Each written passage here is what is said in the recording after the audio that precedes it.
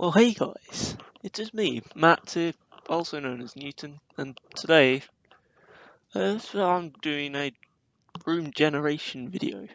This is gonna go into the GameMaker basics video because I suppose it's all basics, but it's not basics. So I'll just put it in this. Well, I'll just show you the code I've got so far, and then you can just see what I did, and then you can implement that. Basically, put that into your game. So I'll show you what I've done in this game. This is just a sandbox I made. I think it was today. I made it today in about hour, 2 hours. Let me enlarge it. So you've got play, empty, quit, and so I'm just going to select play because that's for generation purpose. So as you can see, it's generating a room, and it will generate a room and spawn a player in the room. It's quite cool, and it's just as you can see, it's randomly generates. So if I press R again, you can see it's a new room every time, because you never know what's going to come out as. So that's what we're going to be making today. I'm going to show you how I did that. So what I did, so let me just change. I'm going to change this button. You don't have to follow this at all, but I'm going to make this go to a new room. So we're going to create a new room by pressing new room and call RM test. You can call it whatever you want. That's your preference. And I'm going to make it 640 by 360. You probably made it a new project, so I'll show you what new sprites you have to make. So corner wall you didn't have to make. Wall and player SPR wall gen and SPR player gen you have to make in the game. Otherwise you won't have any walls and you won't have any player in the room. So I'm going to make SPR empty, go to test.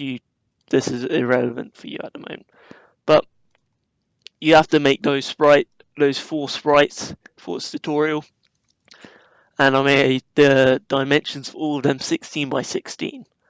So OBJ player was just a blue, SPR wall was 16, which was a grey.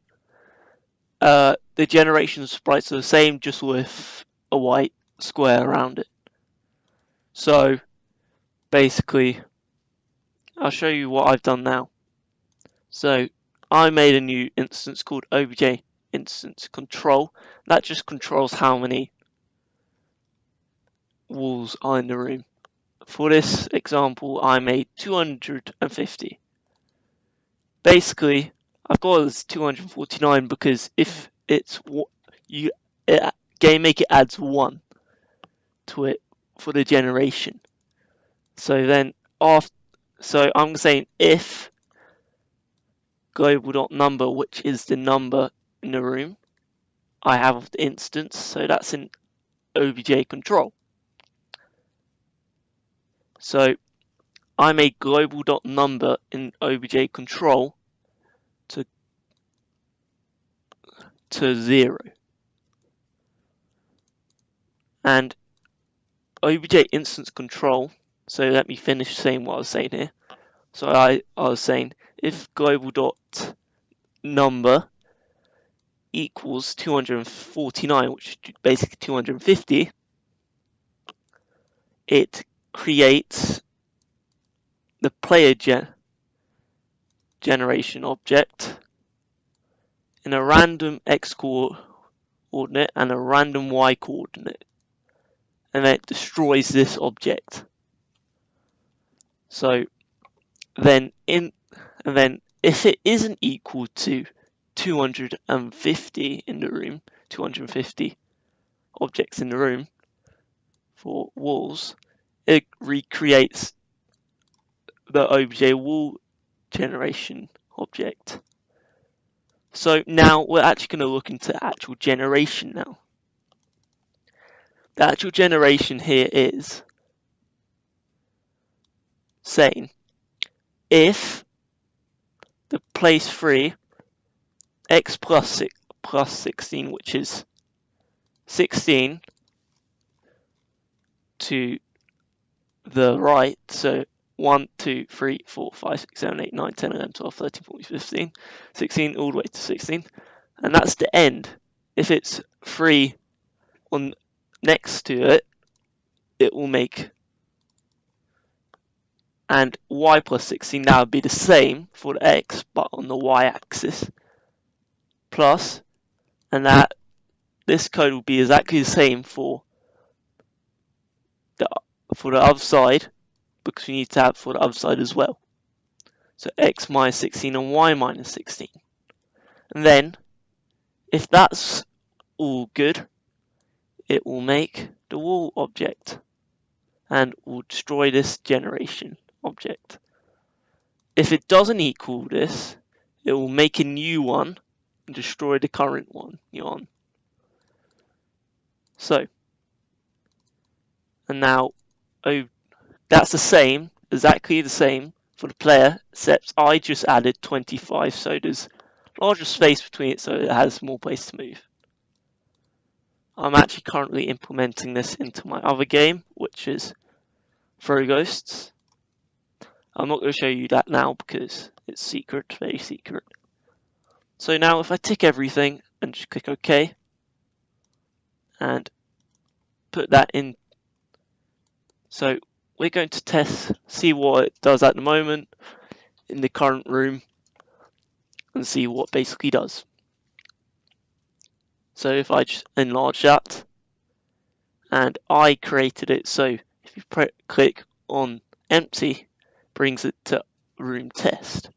So now we're going to put the objects that we coded in obj test, in room test. So if you didn't see that code, pause it, go back and pause it right there so you can copy the code and remember what it does, and then come back to this point and see what it does, if it works. So we're going to put obj control in the room. I'm going to put it in the top right, no, top left. Doesn't really matter where you put it. Then we're going to put obj instance control. That doesn't really matter either, but I'm going to put it next to obj control, so it's easier to read and look at. And that's all you have to actually put in the room. So now if you tick and run the game, it should work.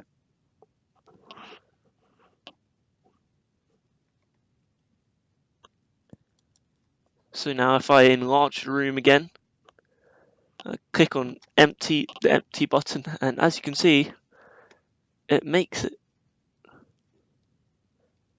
So it's making 250.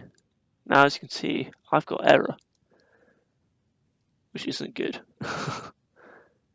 So we're going to make this to 4, because remember it adds 1. So now if we run our game, it should make 5, because it adds 1 to the room.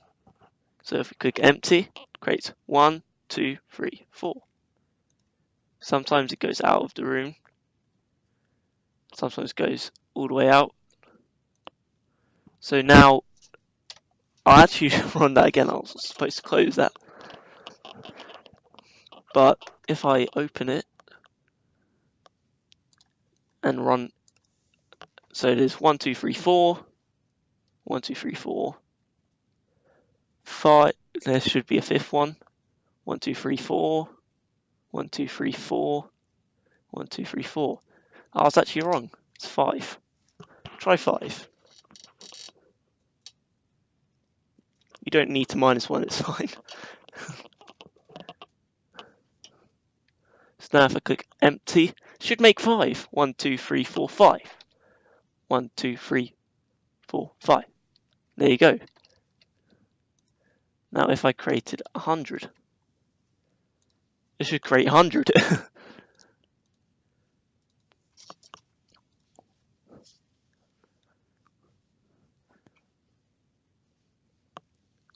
So now if we do 100, there's 100 being made here. And here's me. I've been created. So thank you for watching, guys. I hope you did like this video. If you did, subscribe, like, do whatever you like to show your support. And I'll see you guys all in the next video. Have a good day. Goodbye.